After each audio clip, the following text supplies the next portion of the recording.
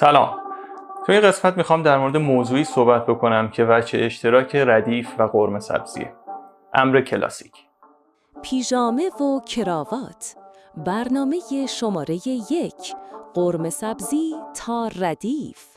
به برنامه شماره 1 خوش اومدین. امیدوارم وقتی این ویدیو رو میبینین حالتون خوب باشه. همونطور که گفتم میخوام در مورد امر کلاسیک صحبت بکنم.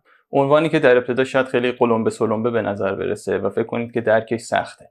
ولی میخوام خیلی ساده در موردش توضیح بدم و به موسیقی کلاسیک ایرانی برسم تا وقتی از موسیقی کلاسیک ایرانی صحبت میکنیم بدونیم منظورمون دقیقاً چیه.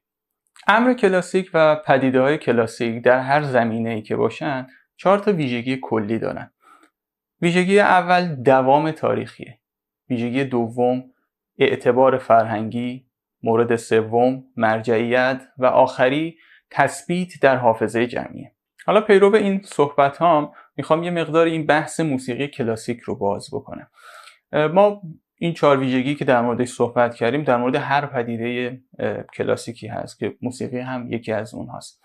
موسیقی کلاسیک در واقع موسیقیه که در طی تاریخ یک پیوستگی رو حفظ کرده. حالا این پیوستگی ممکنه حداقلی باشه اما هرچه در تاریخ عقب بریم ردی از اون میبینیم. پس اون ویژگی تاریخمندی که گفتیم مهمترین ویژگی میتونه باشه در موردش صادق. یه ویژگی دیگه وجود داره که اون 3 موردی که بعد از تاریخمندی گفتیم رو در دل خودش میگنجونه، مخصوصا در مورد موسیقی. ببینید موسیقی هایی که به صورت مدون در موردش صحبت شده باشه که در قالب رسالات و لوح‌های مختلف و چون داریم خیلی تاریخ نگاه میکنیم موقع تکنولوژی وجود نداشته، مثال های این چنین داریم.